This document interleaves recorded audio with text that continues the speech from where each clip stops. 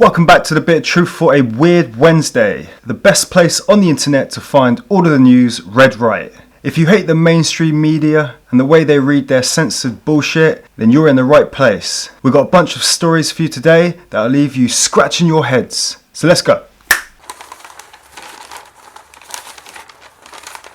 Well, here we go again with more idiot climate protesters. These selfish morons risk not only their own but other people's lives when they decided to climb a 100-foot horse statue called the Kelpies in Scotland, just in order to put across their point about Scotland using fossil fuels. These idiots wearing their plastic shoes, their plastic straps on their backpacks, having their plastic bottles filled with their Save the Climate pop inside, think climbing a horse is gonna get the government to stop drilling for new oil. No, it won't. You are one pathetic loser. Why don't you eco-morons go and do something worthwhile and protest somewhere where it isn't going to kill you or other members of the innocent public just trying to have a nice day out? How about go protest outside Coca-Cola, as they've been named the biggest plastic polluter of Britain for the 4th year in a row. What an award. Well done. But you wouldn't do that, would you?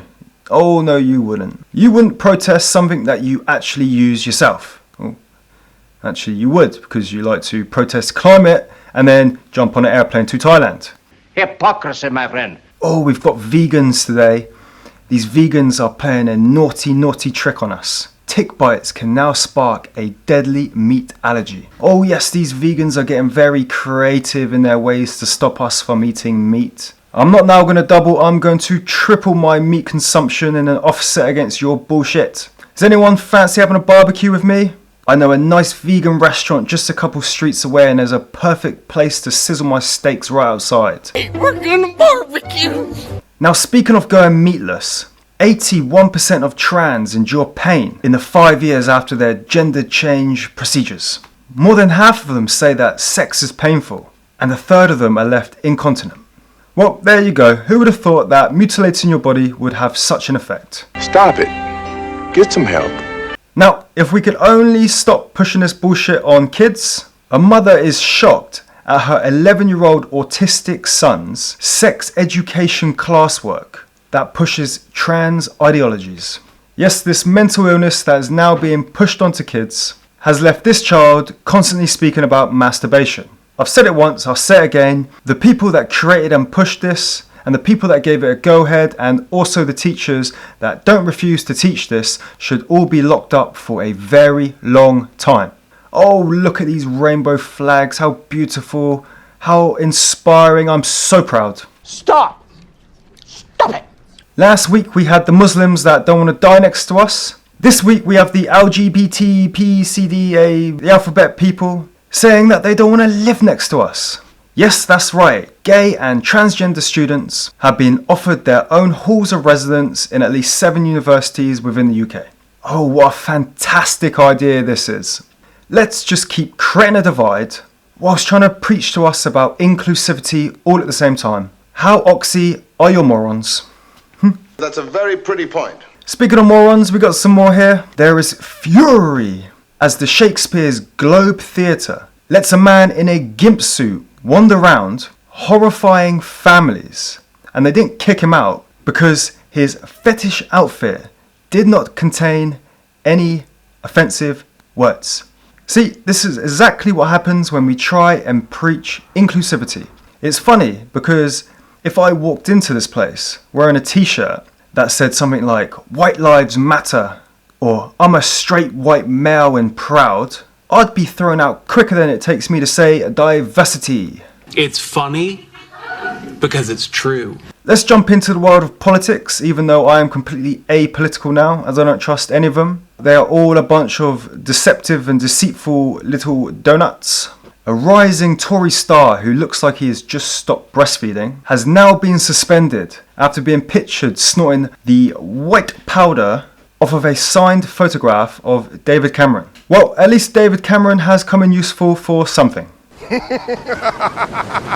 Now, while the ex-PM is having quiche Lorraine snorted off his face, we learn that the other ex-PM, the Boris of the Johnson, his Partygate defence cost the taxpayer, wait for it, £265,000 in legal fees. Yes, £265,000.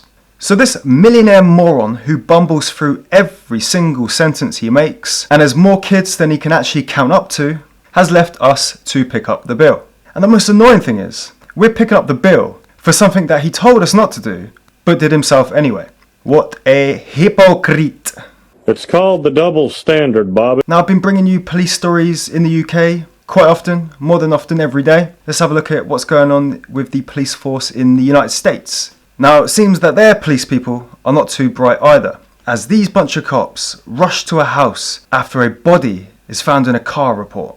Yeah, it wasn't a body, it was a wig hanging out of a boot, or trunk if you're over in the States.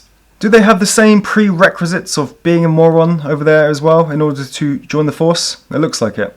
You're not very bright, are you? It's not much better with the other forces as well, as we look at this next story. A fire chief who got the job despite having zero experience was in a long-term relationship with the boss who hired her. Brilliant. Let's just put people's lives at risk just to please the woman you're bonking. Well done. Yes, this contemptuous see you next Tuesday denied that they were actually in a relationship and that they were just good friends. Sorry, really good friends, despite her staying over and being in the relationship for years. There's calls for him to resign. Resign. They should put this man in prison. Why the fuck you lying? Why you always lying? The other week we saw Tesco's workers fighting off bandits with knives. Today in the US we have a Lowe's worker who was fired for trying to stop a shoplifting gang stealing around $2,000 worth of their stuff. Yes, if you didn't catch that, I did say fired. Thank you for your 13 years of service with us, but goodbye now.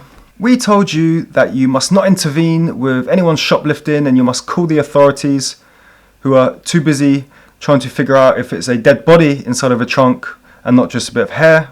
You should have done what we said. We would have just docked your bonus pay instead. You encouraged it. You were complicit.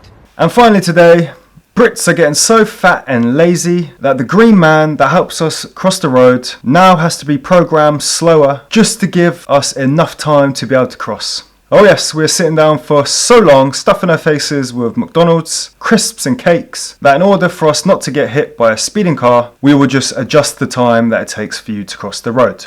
Like anybody will use this anyway, the amount of times that I'm stuck at a crossing with nobody walking past because they've already pushed the button and crossed anyway, or when I'm swerving because people just cross wherever they want, it seems rather pointless. How much is this going to cost to program and change? Actually, I don't want to know.